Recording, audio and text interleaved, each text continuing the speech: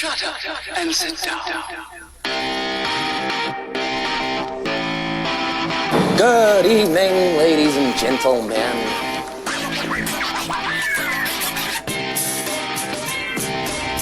That man is playing Galaga. Thought we wouldn't notice, but we did. Snakes. Why did it have to be snakes? Miserable bloody Romans, no sense of humour. I love the smell of napalm in the morning. Here's to swimming with bow-legged women. Are you telling me that you built a time machine out of a DeLorean? He sure as hell did. We always go through that every episode. Anyhow, welcome back to the Culture Pop. It's been a while. We are on our 24th episode now, and we thought we were on our 24th the last time, but we weren't. We weren't. And then I showed up today, and I'm just like, are we just always eternally on 24? So anyhow, we got to. Turns out we missed last week. Yeah, it does. Yeah. We got a very special guest that we've been promoting for the last couple of weeks, a documentary filmmaker, as we should say. And if you've ever heard or remember Rock and Roll High School, there was a sequel to it, Rock and Roll High School Forever. And that was about 91. We'll ask him here when I get him on. I think it was like 91. Yeah. I could be wrong. But anyway, we just want to get right to it. Basically, he has made a documentary about the making of Rock and Roll High School Forever with Corey Feldman, if you don't remember, and various other cast members. And his name is Adan, and we will get him on right now. Adan, how you doing? Hey, what's up, everybody? How y'all doing? Good, real good. We're excited to talk to you about this because this is one of our... we get into those, little niche movies that you find in the back of the corner store. So, like I was obsessed with surf ninjas for many years. Oh, hell yeah! See, I don't know if you've heard of Trick or Treat. I'm a Trick or Treat fan. As far as Sammy Kerr and the metal horror movie. He keeps trying to get me to watch it. Yeah, but anyway, it's great. Anyhow, so first to start off, man, why Rock and Roll High School Forever? I mean, we know why we like it. Why did you decide this for you to be your focus? My thought on that was if you've got the resources to do just one documentary, why that? Why that movie? Well, that's actually the reason I did it. I was trying to find out why myself. Yeah. So I don't know. I remember when this movie came out, I was just a little kid, and it I don't know. Every time it was on, I had to watch it, and that was the Corey Feldman movie for me. Okay, yeah. Until years later when I saw Stand By Me, Oh wow.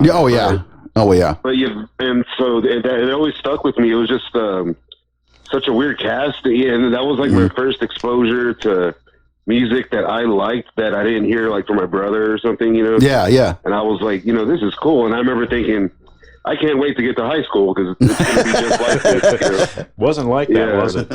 No, not quite. But I mean, I'll be honest. I've been in band since I was 15. Nice. Mainly because of this movie because I saw it so young. And that's awesome. It was definitely one of the things. It's pretty crazy. Yeah. Oh yeah.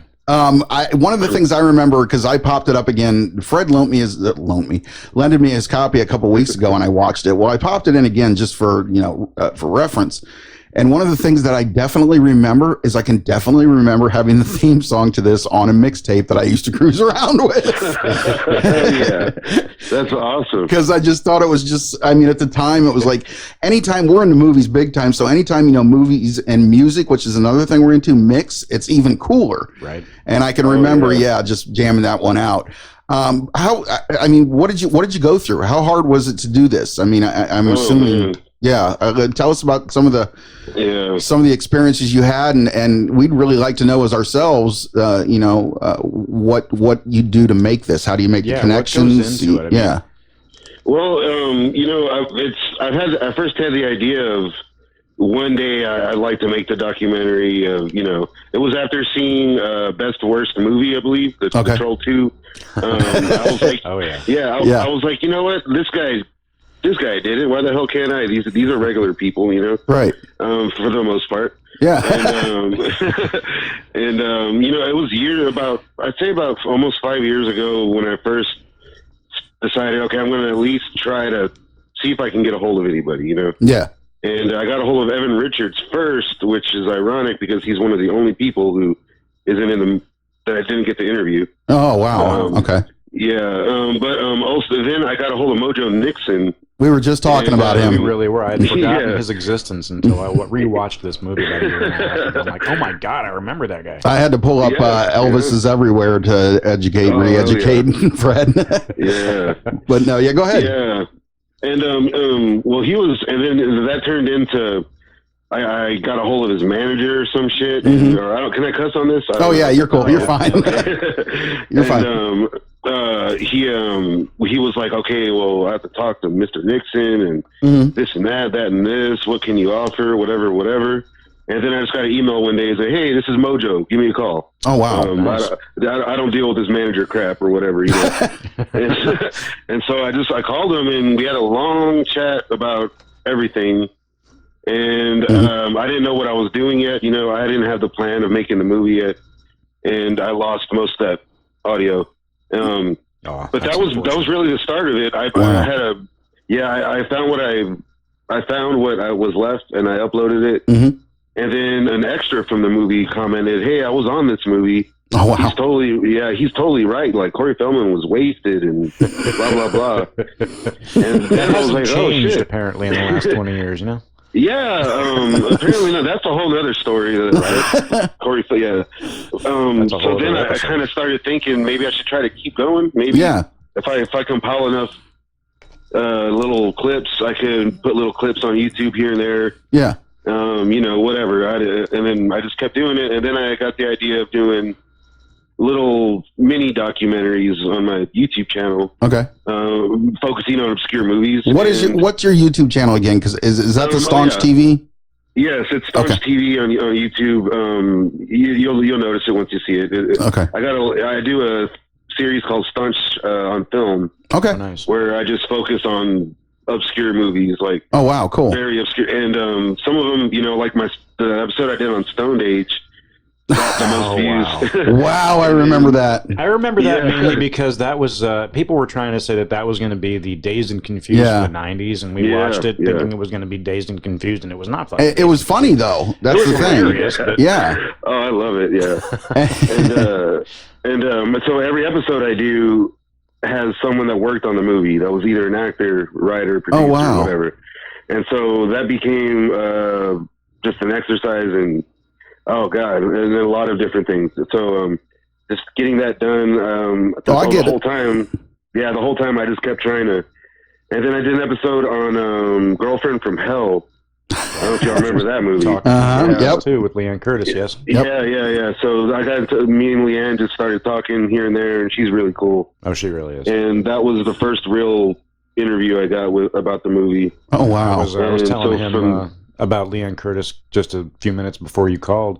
I started talking to her on Twitter a while back. She's just the nicest lady. She's just cool as hell. Oh, yeah. She's awesome, yeah. She was talking about having frost on her windshield when she was living in L.A. before she went to New York, and I just said to her, you know what, I'm trying to have sympathy here, but I just dug my car out of 3 feet of snow. Yeah, we live in Ohio, so. Oh, okay. She liked the comment. We just talked for a couple weeks, you know? Yeah, she just moved back to New York, so she'll be dealing with that shit again. Okay, so you go ahead and keep going with your story, but I definitely want to hear some Corey stuff. Oh yeah, go ahead. No. So pretty much that's how I got it going, and after Leanne, you know, just keep going with it, and I got a hold of people through Twitter, through Stephen Ho. I got a hold of him through his furniture company. His high-end furniture company.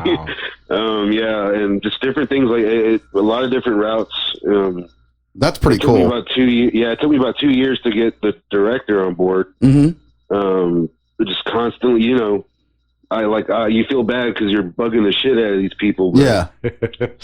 I know what you're saying. You know, you got to do what you got to do to get it done. Yeah. And then it turns out she said, you know what, you've been on my mind this past 2 years. I've just been so busy. Oh, really? Wow. And she's like, "Thank you for reminding me so often." So, it worked out, man. I personally can't wait to see this documentary because I want to see some of the thought processes behind this. I was watching this movie, like I said, about a year and a half ago is when I watched it last. And I was sitting there at 3 o'clock in the morning, stoned, watching this movie, thinking, who the hell was this movie made for? The humor is too adult for kids, but too childish for adults. And then I realized, oh, wait a minute, it's 3 o'clock in the morning and I'm stoned watching this movie. It was made for me.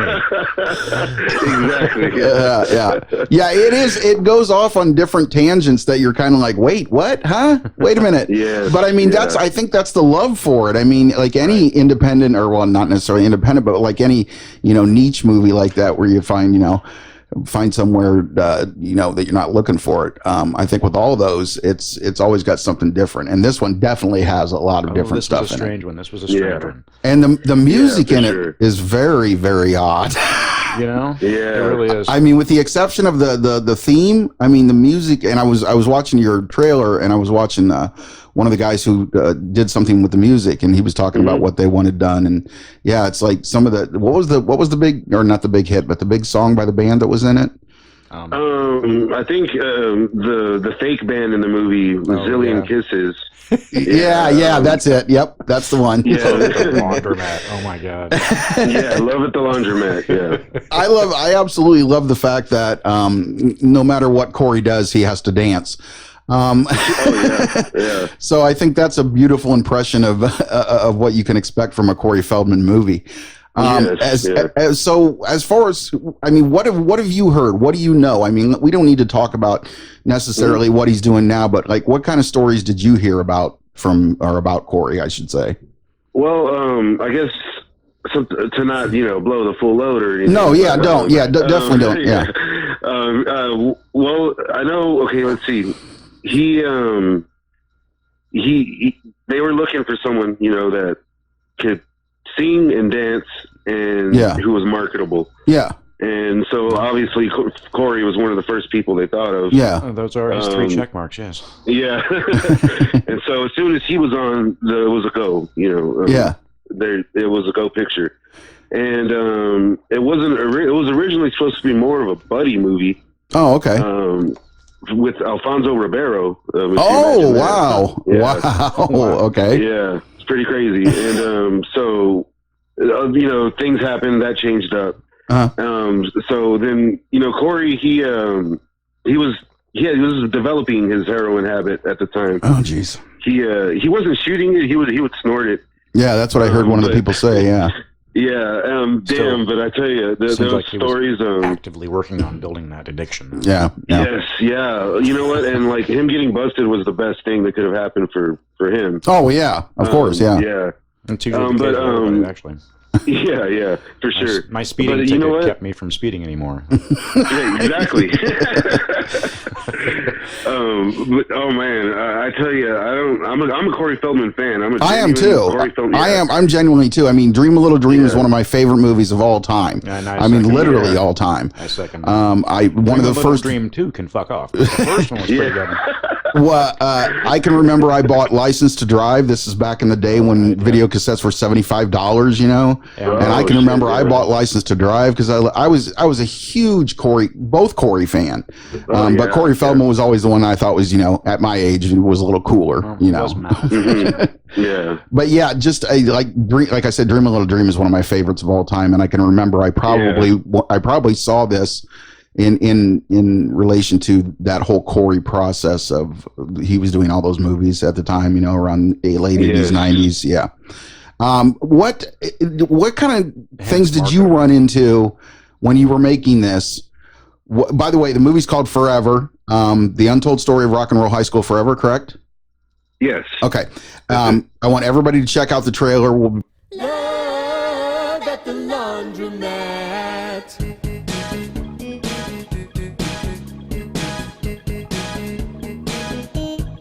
I loved the cast. I handpicked every one of them. Remember, like whatever pennies I had, I used to get gasoline to set. I took Tabitha very seriously. Mind your own damn business. problem? Stella was kind of, I mean, like the character itself, she was quiet. She didn't talk unless she had to, and when she did, what she said was just very to the point. I'd rather be weird than Whitney. I'd rather be weird than Whitney. That's exactly it. Like, I went in and auditioned, and I had a callback. I think the callback was actually later that day. Just so cool. It was just so cool to be part of it. And they thought for some reason that we were shooting a horror movie. Yeah, that was a real explosion and real fire. When I say go, and don't try not to get burned. There's no way they would ever make that movie now, just because of the explosion, the guns, and everything else at the school. And I showed up on set, and it was Corey Feldman. You're looking for, a young star that everybody knew. He got involved with the movie because he said he would do it and he was bankable at that point.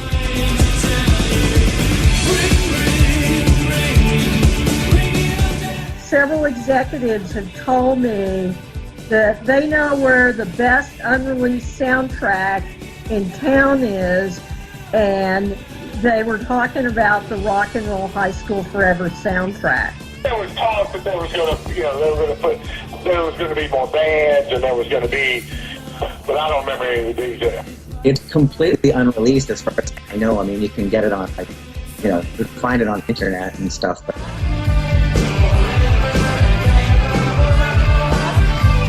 something came through that Corey had just been busted with balloons in his car. And we're like, what? But when I heard he got pulled over from my agent, and I heard that, the movie wasn't going to be released now, etc., etc., it was I was so disappointed. It wasn't like he had that terrible of a habit. He was able to clean himself up afterwards, So you have, some people never can.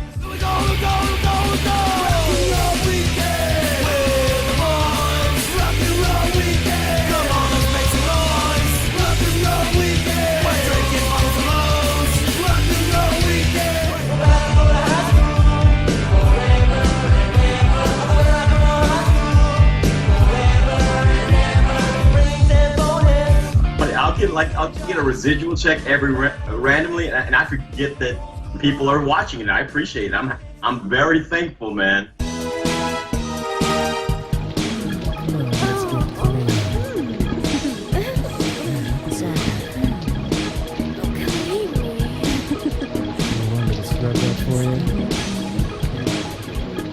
Hey, just know my pee.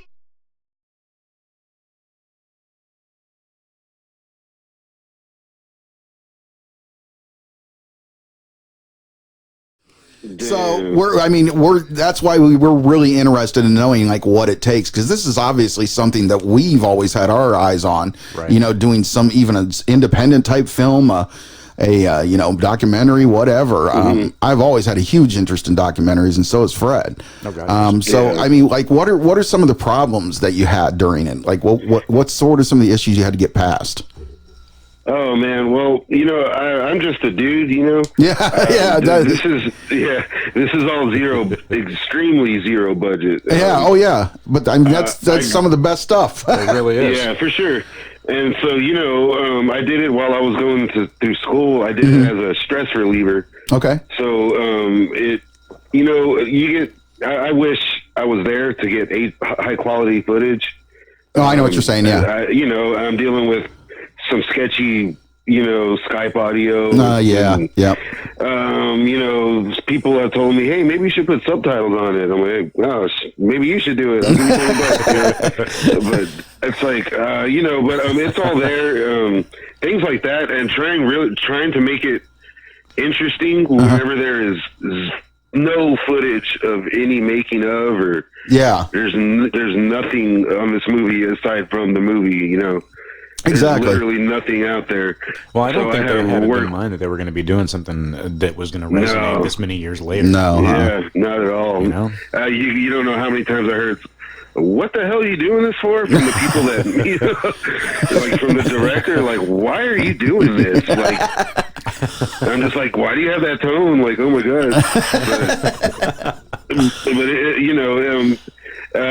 that and getting staying motivated, I'd say. Yeah.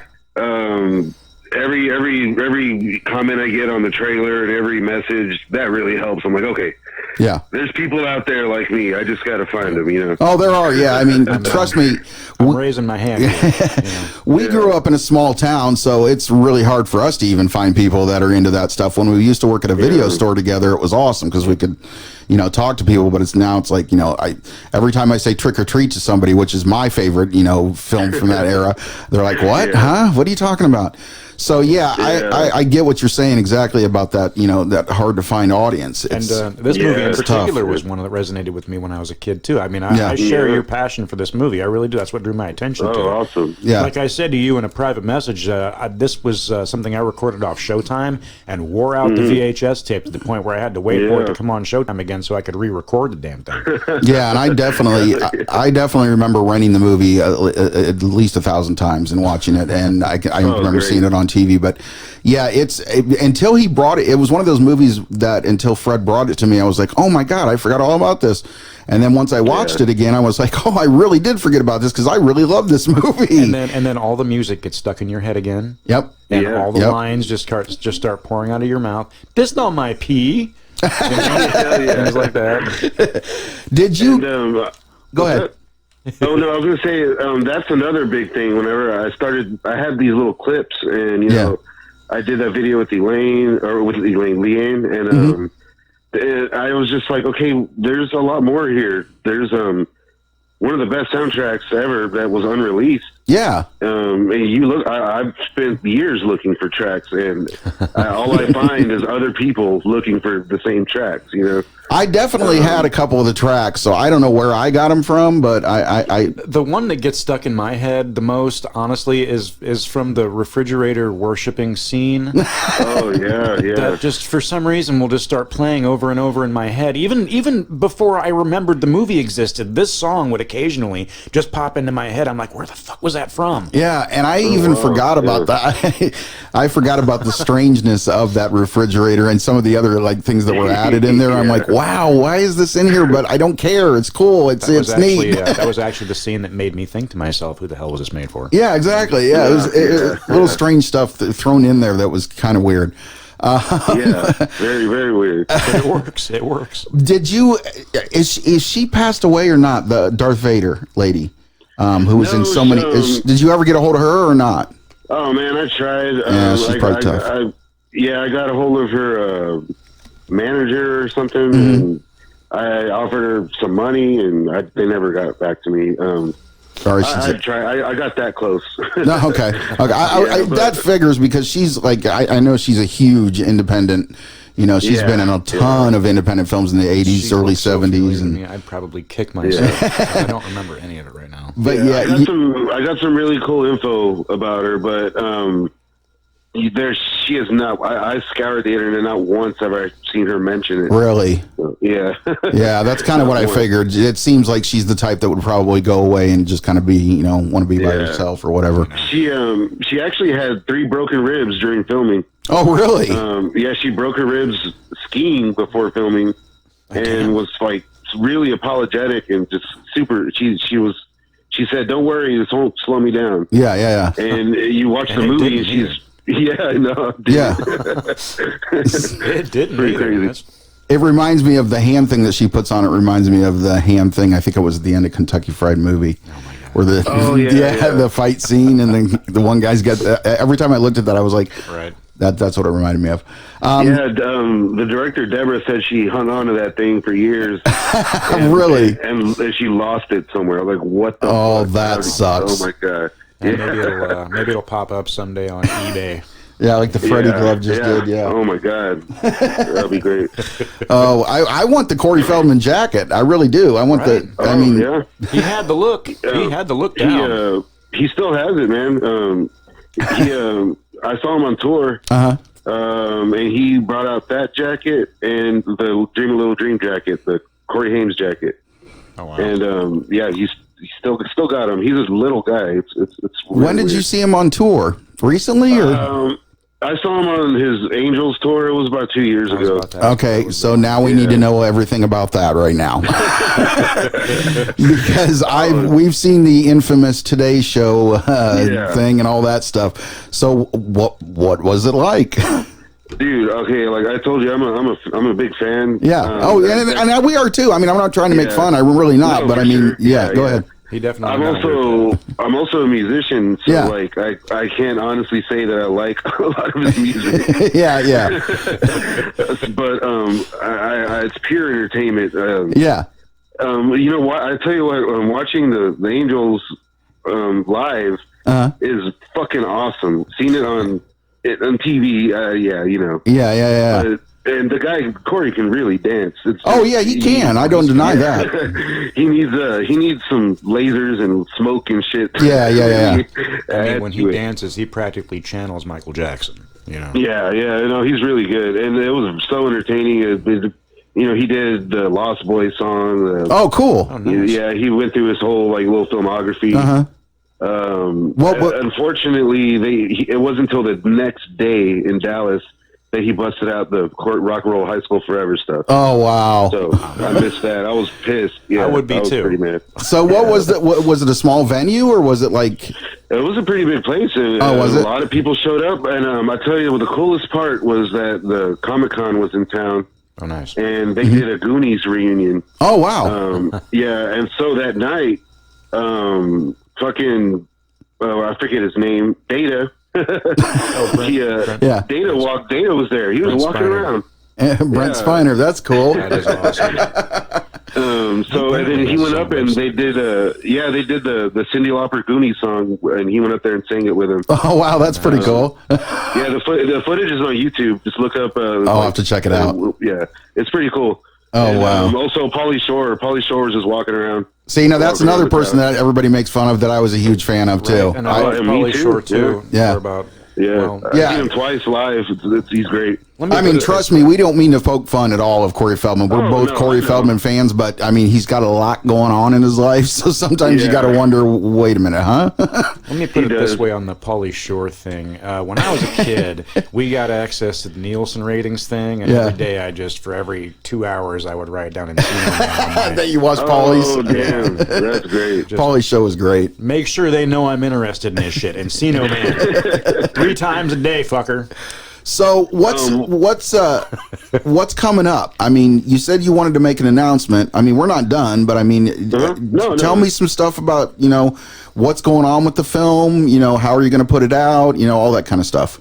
All right. What I'm going to do is it just got into the South Texas Underground Film Festival. Oh, cool. It's going to be the first, like, they do like late night showings of like, right. I don't know, like cult movies or whatever. And so it's going to be the first one of those. That'll be on January 23rd in Corpus Christi at the Alamo Draft House. Oh wow! So that's cool because I didn't want to just dump it on YouTube. You know what I mean? Yeah, no. And after when you put that much effort into something, I mean, you want people to see it. Yeah, so it'll get a screening, and I'll get to do a Q&A and all that. Oh, and cool. Then, I'm going to film that, and I'm going to make DVDs, Blu-rays, and I'm working on VHS also. You gotta let us know when those come out because you got my money. Sure. So are you self-distributing or? Yes, we're doing everything myself, and I don't own any of the footage. You know what I mean? Yeah, I know what you're saying. So I'm basically going to do it like on on a minimum donation type basis. Yeah. Any money I get off it, I'm going to send to the actors I interviewed the director. I'm going to try to make it right. You know what I mean? I'm not going to profit. My thing is I wanted to get the story out. I wanted to have a good screening. And, my next one, I'll work on being a little more legitimate. Do you have any thoughts yet? Are you working on something else or? I stopped. I'm still doing my Staunch TV, my Staunch on Film, where I focused on like really obscure movies. Like the last one was, I believe, Blood Salvage. I don't know if you remember that movie. What was it? I don't remember that one. No, I don't. Apparently not too many people have. You have succeeded in touching on the obscure. All those are on my channel, and I started doing a series called Return, Return 2. So I did one on Miracle Beach recently. I remember if you remember that movie. Oh yeah, I do. Dean Cameron. Yeah. Yep. So I talked to the director Dean Cameron. Yeah, man. He was like I used to try to emulate. He was one of those ones like Corey Feldman that I would walk around trying to emulate Dean Cameron. I remember Ski School. Oh, Ski School. He was in. I was thinking Dean Cain. Dean Cameron was also in Summer School. Yeah, that was one of my favorites. He was in. He was. He was great in that. Mark Harmon and the woman Amy Stotch who played Missy. Yeah. Bill and Ted movies was in that very briefly. Yeah.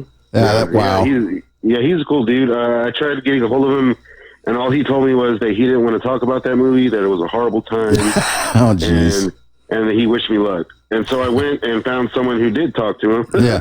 And just used the audio. Oh, cool. Well, that's the way around it. Yeah. I'm working on one on the movie Black Circle Boys right now. I remember that. Yeah. That one's going to be cool. There's a lot of, and the thing is, there's like no information on these movies. Black Circle Boys. What year was that made? That was 96. Okay, because I'm thinking one of the things that I was invested in for a long, long time. I don't know if you know it, was the West Memphis 3. That whole debacle and everything. You know, the Paradise Lost movies and everything.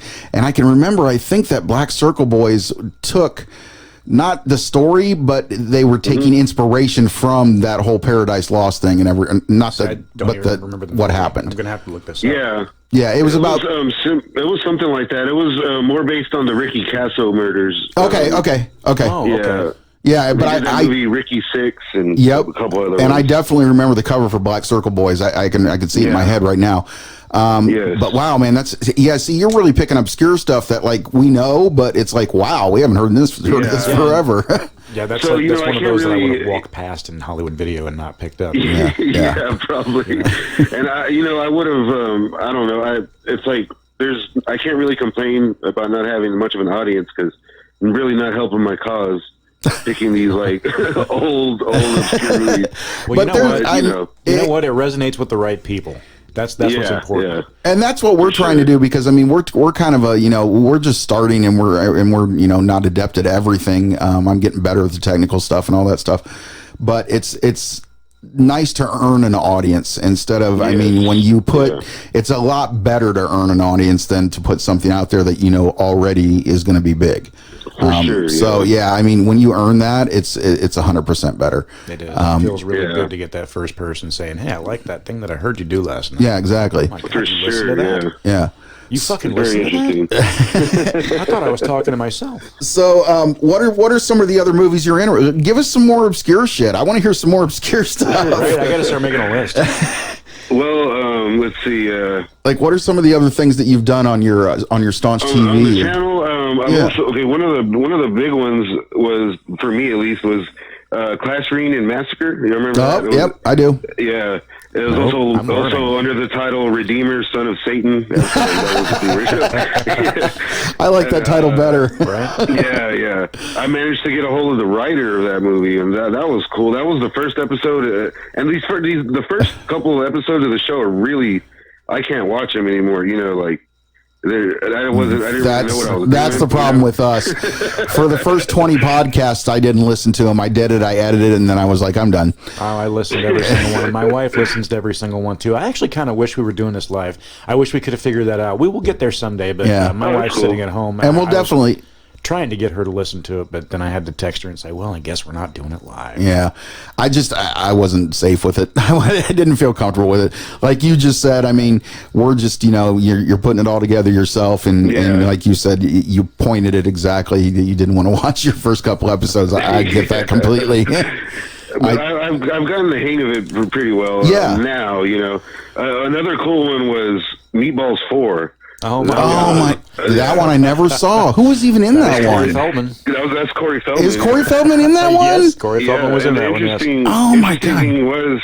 That was his first movie back out of rehab after Rock and Roll High School. Really? Yeah. And that's an interesting. Yeah, that's a very interesting story. Like I said, the episode's a little sketchy, but check it out. There's some cool information in that. I will, definitely. And, We're going to put a that was link the to same your guy. channel, too, on the awesome thing. So. Yeah, we'll put links and everything up. And that was the same guy that did Repossessed. And so I did one on Repossessed also. We just talked about that. We love that movie. I missed that movie. You can't find it anywhere. Yeah, I had even alternate routes that I tried. You know what I'm saying? I couldn't. I couldn't even find it that way. And then there's like a fake thing up on YouTube for it, but it's not actually the movie. And I was like, man, I want to see this again because I remember I thought it was funny as hell when I was a kid. It's like with Rock and Roll High School Forever. The only copy of that I could find was a double feature DVD. You know? Yeah, right. What was the other one? Oh no, I can't remember. Miami something or other. Was it? Yeah, that's I don't know what the other one was. I didn't watch it. It's South Beach Academy. Yes, that's it. That's what it was. That's what it was. Thank you. And yes, I had seen that before, like on our video shows, but I never watched it. That was one of those. You know what? I have a link. I have a link to Repossessed. I'll shoot it to you guys. Oh, okay, cool. Yes, cool. My wife's gonna like that one too because she was trying to pick that for our little 31 Days of Horror marathon last month, and we couldn't find it anywhere. Yeah, the episode's really cool. The director he talks all about Leslie Nielsen and how the movie got made. Oh wow! It's awesome. Yeah, cool. It's really cool. But the big thing I want to do after this, my next big project I want to do, is I want to do a look back, a retrospective on the Buttercream Gang. You remember that movie? The Buttercream. I do. Wait a minute, you got to give me some texture on it because I do know it. I do know it. They made us watch it in school. It was produced by Jehovah's Witnesses. Okay, all right. It was about a group of friends, the Buttercream Gang. They're the nice kids around town. And they help people out. One of them gets sent off, joins a real gang, comes back, and he's like the bad influence. And these nice Jehovah's Witnesses kids have to. But and the interesting thing is that the Jehovah's Witnesses behind it, got into some crazy shit, pyramid schemes, and of course they did. And so there's a really interesting story there, but these guys will not respond to me, so I don't know if I'll be able to do that one. Yeah. Are you dealing with like the actual Jehovah's Witnesses, or are you dealing with like just the director? Or? Oh man, I've contacted all of them. A lot of them are pastors now, you know. So, wow! I got to look this up now. The Buttercream Gang, because I definitely remember the name. But I can't say that I've seen it. Yeah, but the main actor in that movie is amazing, and I cannot find. I've been searching for that guy for years. Really, his name is Michael D. Weathered. Oh wow! Anyone out there knows? Yeah, everybody's heard of him. Get in touch with Adan because he's wanting to talk to him. That's an obscure one. Yeah, I'm learning about a bunch of things I'd never heard of. So this is gonna fill my entertainment docket for about a week and a half. Well, the whole thing with Rock and Roll High School Forever is, like I said, when I rewatched it, I was amazed that I forgot how many talented people were in that and never went on to anything, and talented people that were in it, like what's his name from MASH? What was his name? Larry Linville. Larry Linville. Yes. Like he's in that. I mean, you know, and he was big in MASH. And the I don't know all the characters' names because if we were talking about Trick or Treat, I'd know them all. But the one gentleman you talked to, You're pointing at me, and I don't know what. I'm trying to think of what his name is. I'm gonna have to look it up now. See, we're not that professional on the show, but we're No, but you're talking to the guy who did the documentary. Maybe he can help you. Yeah. Well, I didn't. I know. No, I did. I can't remember what character he played. Oh, right. That's what I'm trying to figure out. But I did see he was on your interview thing. You must have done like a Skype with him or something. And hold on, let me see here. I'm looking. Was it Patrick Malone? Maybe? Yes, I knew it was Malone, but I couldn't figure out his first name. He was in other things, wasn't he? I mean, a few other things before that. Yeah, a few other things. He was in Bonfire of the Vanities. That's right. Yep. Yep. And he was he was in another movie where him and Jeremy Sisto were like homeless kids. Yeah, I was looking up his name earlier because I was like, man, out of all the faces, I really recognize this guy's face, so I had to have seen him in some other stuff. He also was one of the students in Sister Act 2. Oh, okay. Yep. He is labeled in Sister Act 2. You're right. Yep. And it's funny because you're seeing faces in Rock and Roll High School Forever that are making you wonder where you saw those before. Meanwhile, I see their faces elsewhere, and I'm like, where did I see them? Oh yeah, Rock and Roll High School Forever. And also in this film, just let me point out, is Rusty from European Vacation. Yep. Oh yeah, which was I forgot he was even in this. Yeah. Did you get to interview him or not? Or no, I bug that guy at least once a month. he's busy. He's a busy dude. He's constantly at these cons and. Oh really? For the vacation thing or for both? Night of the Creeps. Oh, I forgot he was in that. Yeah. Yep, you're right. Yep. He's a big horror thing, he's always at these horror conventions. Okay. And him and Corey are good friends. Oh, really? Yeah, there's this really short clip of them on Dr. Oz. Okay. And real quick, Corey says, I put him in his best movie, by the way. And then he says, Rock and Roll High School Forever. And it's like the only time I ever heard it anywhere. I was like, what? Nice. But he hasn't responded, no. Oh, that sucks, man. That sucks. Yeah. More power to you, though. Keep doing it. There was something I was going to mention about one of the actors and one of the other actors, too. I had the names up. Was it the weird witch girl? No. She always intrigued me. Yeah, she's been acting steadily this whole time, too. Yeah. She does a lot of, like, bit parts in Rob Zombie movies and stuff like that. Oh, really? She had a recurring role on. Yeah, she had a recurring role on Mad Men also. Oh, okay. Okay. Interesting story about her. The guy that played Eagle Bauer in the movie. His name's Michael Cerveris. Yeah, right. He popped up in the last season of Mindhunter. Actually, oh, wow. Yeah, he's like the FBI director. Oh, you can. Okay, cool. Yeah, I love that show. Yeah. Yeah, I love that show. He's a Broadway dude. Also, he's a musician himself. Oh wow. And he tried writing a song to get on the soundtrack. It got rejected. Years later, Bryn goes to see him at one of his plays, and he says, "You know what? I wrote a song about you, and I wanted it to get on the movie, and it never did, and I never got to show you." And he gave her an album that he produced that's out there, and there's a song called Bryn, and it's about the witch girl from Rock and Roll High School. Really? Yeah, it's pretty crazy. What were the 4 food groups again? I forget what the 4 food groups. I know booze. Sugar, salt, fat, and booze. Yeah, that's what it is. See, I live by that now. That was an inspiration. I think what's funny is one of the biggest catches in the documentary was Michael Monk's. Which one? He's I see him. Yep. Yeah, he's been in a bunch of movies, man. That dude. He was just in Dr. Sleep. Oh, was he? Oh, yeah, he's in End Watch too. Yeah, he's been in a ton of stuff I've seen. He's in almost every David Ayer movie. Oh wow. Harsh Times. He was in a Suicide Squad. He got his part cut out. Oh nice. I told him he lucked out. I said, he probably did. Yeah. Even the extended cut yeah. didn't really do that justice. Did you get to talk to what's her name? Is it Sarah Buxton? No, or not. Okay. She has she has a clothing line or something like that. Oh, okay. Okay. I remember being obsessed with her when I first saw this movie. Yeah. Oh, yeah. I remember she was in a Skinemax movie. That was the cause of some early puberty there for me. Yeah, man. I remember staying up late one night watching Cinemax, and she was in one of those Skinemax movies. All right. Yeah. See, my problem. My mom was a late night person because she used to live in California, so I had to wait until she would either go to bed or go take a shower or something, and I had to sneak and watch that shit. That's oh nice. Like I got 5 minutes here.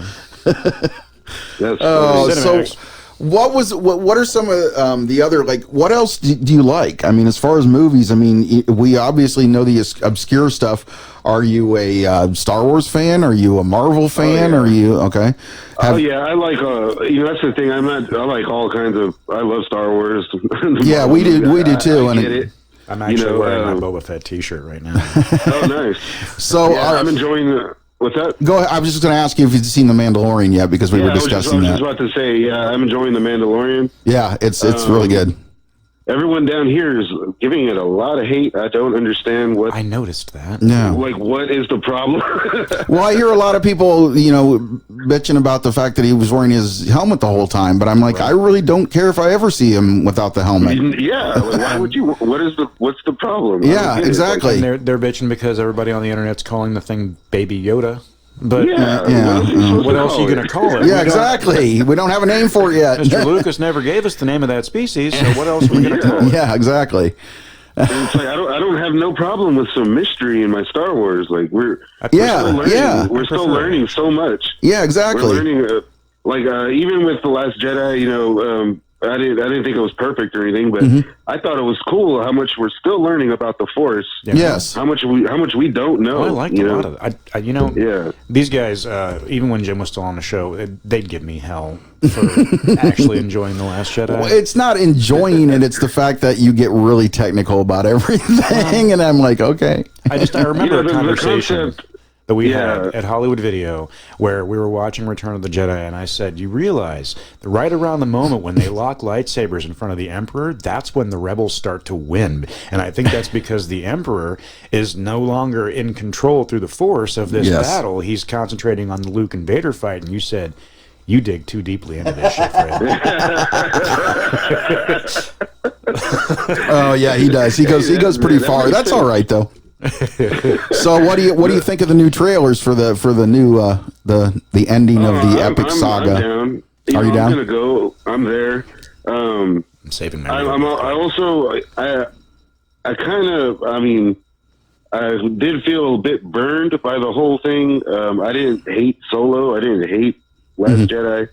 It just wasn't there. It turned into a non-event for me. Yeah, that's the problem. They pushed them too close together, and and we all agree on that. I think acknowledging that now officially that they tried to release too much too quick. Yeah, you can't go that quick on. I mean, we all love Star Wars, but I mean, it's like I like milk, but try to chug an entire gallon. Yeah, exactly. You're right. You're right. No, I mean, we'll definitely. I mean, I don't care who says they're not going. Everybody's going to go. I mean, it's the ending of the saga, and just some of the trailers and stuff. It looks really good, and I'm hoping that there's going to be lots of surprises. Because I was one of those people that always said that the worst mistake they ever made, and I will go down saying this, was in Phantom Menace when they showed when they showed Darth Maul's lightsaber. I wish I would have seen that premiere in the movie. I didn't. They showed it in the trailers immediately. We had no idea there was a lightsaber like that. Nobody knew anything like that. And I'm like, God, I wish I would have seen that in the movie, not on the commercial. Yep. And I'm hoping they're not putting a ton of stuff in the commercials now that, well, there's not going to be surprises. I wouldn't worry about that because apparently there's like 6 or 7 endings to this, and they haven't decided on that yet. So. Yeah. Oh, well. That's a crazy. Yeah, all the behind the. You know what? I'm going to go check it out. I'm pretty sure I'll like it either way, but yeah, yeah, I know. I agree with Star Wars.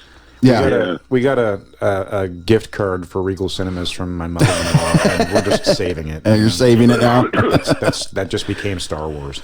So you got to tell me, because I know Fred's never been. I've never been. What is the Alamo Draft House like? This is like one of our dream places we've always wanted to go. We just are poor and we can't travel a lot.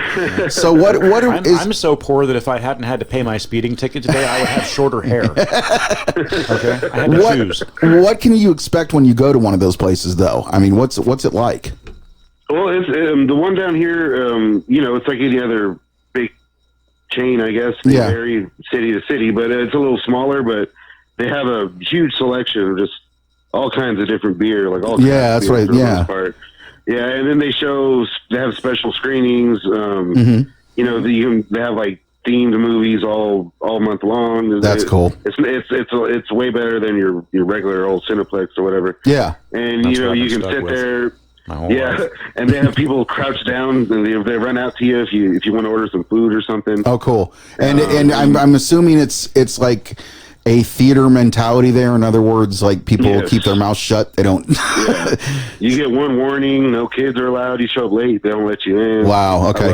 Good. Nice. See, I wish we had something like that around here. We have to deal with the regular Cineplexes, and that's why I honestly I rarely go unless it's something huge. I mean, the last movie I saw at the theater was Rambo. I mean, that's just because I'm a huge Rambo fan, but.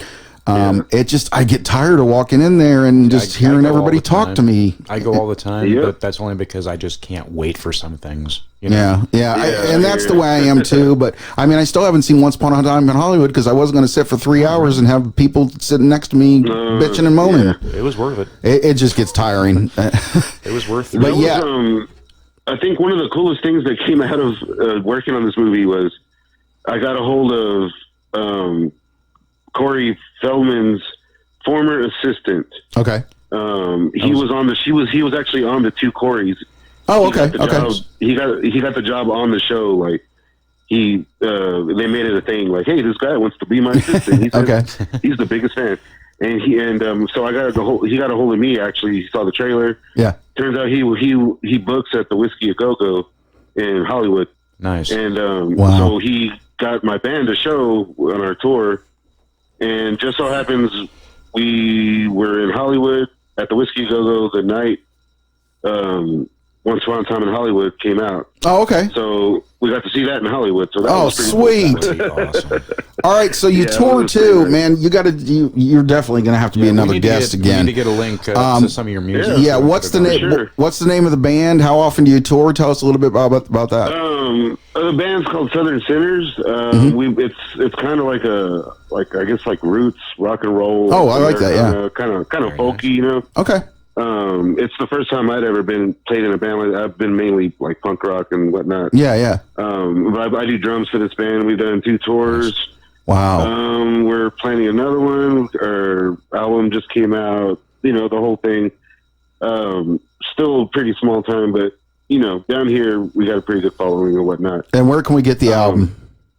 I can shoot you guys some links. Okay. That works. If you can maybe put those up. Yeah, I definitely, man. This whole episode is you. I mean, we're going to promote it. I mean, man. so I'm something of a musician myself too, but I just nice. Consider What do you myself play? guitar. But I don't consider myself good enough to play in front of people yet.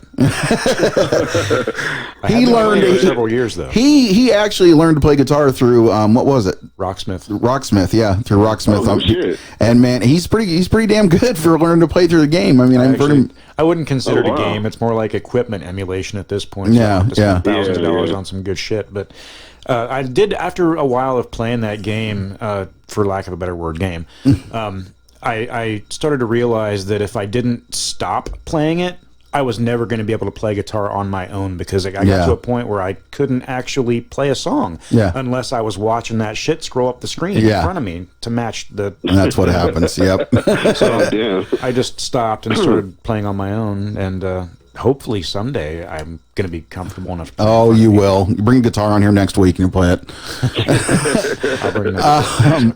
But where do you guys usually tour at? Like, I mean, how close are you going to ever come to us? We're in Ohio. Ohio. We're actually planning on headed up that way next summer. Actually, this upcoming summer. Seriously? We're gonna try to head out. I'll try to make it a point now to. Yeah, I mean, even if you get Michigan, Indiana, Kentucky, any of those are borders of us, so we would drive there. Yeah. But man, if you could get some in Ohio or something, man, I definitely would promote the hell out of it, and I definitely would bring everybody I could, because if it's the kind of music you're talking about, it's definitely that bar band rock with a little bit of folk. I like that kind of stuff. I dig it. Hell yeah. Oh yeah, dude, we'll definitely do that. That'd be awesome. That would be cool, and we definitely want to have you on again. We're at the 50-minute mark now, so I don't know why I'm saying that. I just had one more question. How close did you actually get to getting Corey Feldman? Oh yeah, that's it. Okay, it's I got a price. Oh, okay. That's how it works. Okay, fair yeah. enough. So the big thing, the reason, like in my mind, the movie wasn't done until I got him. Yeah.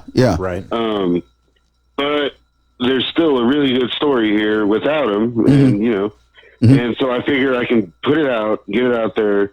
Maybe I can raise some funds and eventually get Corey. Yeah, that would be cool. It seems kind of silly to pay what he's asking whenever I don't own any of the footage, Yeah. Well, he's Tommy Jarvis, for fuck's sake. He has to charge. Yeah, that's the same. But I'm talking to his assistant, and he's like, "Man, that's fucked up. Why is he charged?" But he gets it. We all get it, So, yeah. I take it Leanne did not charge then, because I've been thinking about talking to her about getting her on this show too sometime.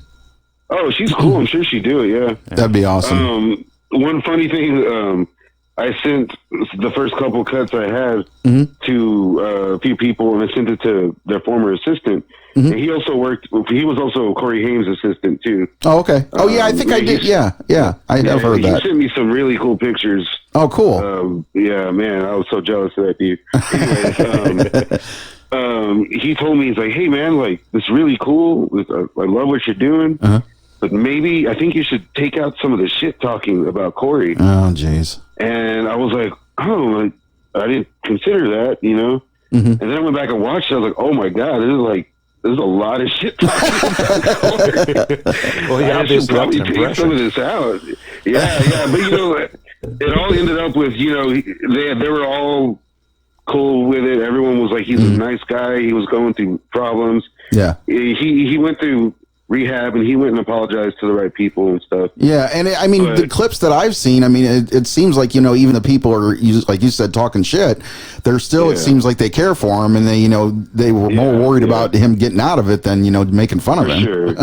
Yes, yeah, and it's just like that getting the story told. I just realized that there was a story there that. There was, first of all, it's a sequel to Rock and Roll High School. Like, why would you even try that? It was so iconic.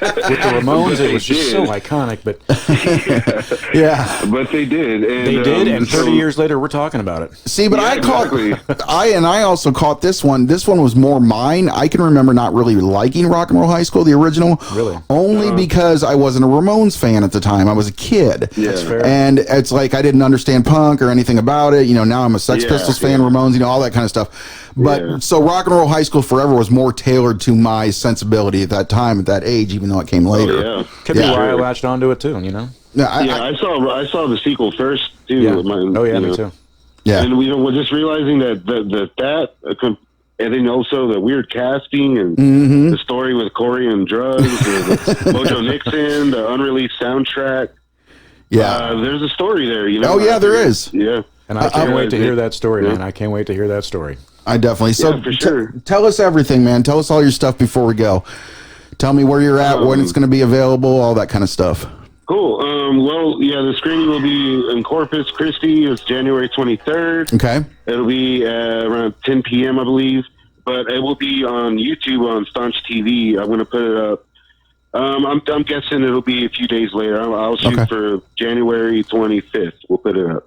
Okay. On Staunch TV. And if you want a physical copy, there'll be links and all that. Okay, cool. On the Staunch TV in the description of the video. Yeah. Like I said, there'll be Blu-rays, DVDs, VHS. Cool. You can find us on Forever the Doc on Facebook. You can follow me on Instagram. That's at Eddie Murphy and Eddie Murphy. Sweet. Yeah.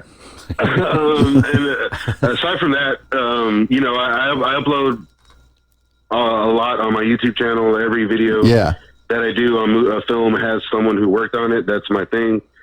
It's very niche, but you know, if you're there, please give me a subscribe.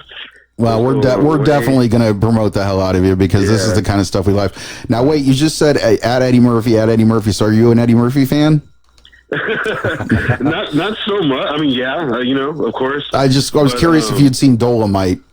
I have. I love it. It was so good. Did you feel like he was back? Kind of like. Yeah, totally. Yeah, I did too. Kind of a return to form. Yeah. Oh, yeah. Full effect. I was glad to see it. Yeah, I was too. One last thing I think that you guys might like. It's very hard to find. Okay. I'm also, I also grew up watching. I grew up watching movies and TV all by myself. A lot of things I shouldn't have been watching probably. that was us too. I grew up with IFC, Sundance, whenever it was actually IFC and Sundance. Yeah. And so I developed a love for these like art house films and foreign movies and things like that just when I was real young. Yeah. And actually after this, I'm going to be talking to the director of, I don't know if you remember the movie Jumpin' at the Boneyard. The name sounds the name does sound familiar. I have to see the picture. Tim Roth, Sam Jackson. Oh, if it's Tim Roth, I've seen it. I guarantee it. Sam Jackson. Alexis Arquette. I'm sold. Yeah. So, yep. Yeah. Okay. I'm a big Alexis Arquette fan, so I've been trying to. That's going to be a good one. But there's this movie that Corey Feldman did. It's called The Birthday. It's really hard to find. It was never released here. It's directed by the guy that did what was that? The Elijah Wood playing the piano. Oh yeah. God damn it. It was on Netflix. Just if you, We're the culture of goddamn pop. I know. We You'd can't think we'd remember know this something. title. He's got us stumped, man. Yeah, I can't remember the name of it to be honest. But that guy, it was his first movie, and he wanted Corey to be in it, and this is when nobody would hire him. Oh wow! And he specifically wanted him. He flew him out to wherever the hell they shot it. Yeah. And it's really hard to find. It's about a guy's birthday, and he's a weird dude, and they throw him a party, and it turns out it's a satanic ritual. And if you can ever get your hands on that movie, Corey is fucking great in that movie. That proves he could still act when he wants to. Yeah. When he's not doing comedic sequels to stuff like Dream of a Dream. Yeah. So I'm still I sorry always try about to that tell one. people about that movie because And it's just called The Birthday? The Birthday. The Birthday, yeah. All right. We're definitely going to have to see if we can find something somewhere on it. Yeah. But yeah, definitely shoot us all those links because, I mean, we want to put all this together and get it all together for you. And we want to make sure that you get the best possible intro to this world of filmmaking. So, we're really jealous of you. I mean, this is something we've dreamed about doing forever. I mean, we appreciate your work and your patience and dealing with this, man, because it's pretty awesome. It's been great talking to you too. I'm sorry it took Yeah, so man, damn long likewise. to organize this because we've been talking back and forth on Twitter for a while, and it just took a minute. It's all good, man. And what was the name of the band again? Give me the band name one more time. The band's name is Southern Sinners. Southern Sinners. Okay. Yes, sir. And what were you going to say? I have a few tracks from the movie that are unreleased that I probably shouldn't send to anybody, but I'll send it to you guys. Okay, that's fine. We won't say anything. We'll mute it. But and that basically sums it up. I have a new trailer too that I can send you guys. Oh yes, definitely, and I'll put that in there and everything. Yeah, definitely. Cool. We'll do it all. And it was great talking with you, and I definitely want to have you on here again, especially if your band, ends up coming around here or something. That'd be amazing. And it's also cool that we'll keep in contact with you anyway because you're a cool dude. Hell yeah. Yeah, likewise. I'll keep listening and shit. I dig y'all guys stuff. Cool. Sweet. Yeah, share, subscribe. That's all we ask. And makes us feel like we're not doing it for nothing, Yeah. Likewise, man. Yeah, exactly. Right? Oh, trust me, you're not doing it for nothing, dude. You're doing it at least for us too, at least so far. Awesome. But anyway, so have a good one, Adan, and we will be speaking with you soon. And we hope everything goes excellent for you with this venture. Absolutely. Thanks, guys. All right, no problem. See ya later. See ya. Okay, so we can keep going for a minute if we want. For just a minute. That was a good interview. I'm looking forward to seeing the movie, like you said. Oh, absolutely. I can't wait for this thing. And did we want to say anything more about The Mandalorian that we didn't get to? You know what? There's a lot that I want to say about The Mandalorian, and we're already at the 1 hour mark, so I think we should save that for a future episode. And everybody, have fun. Have fun. Be sure to worship your refrigerators.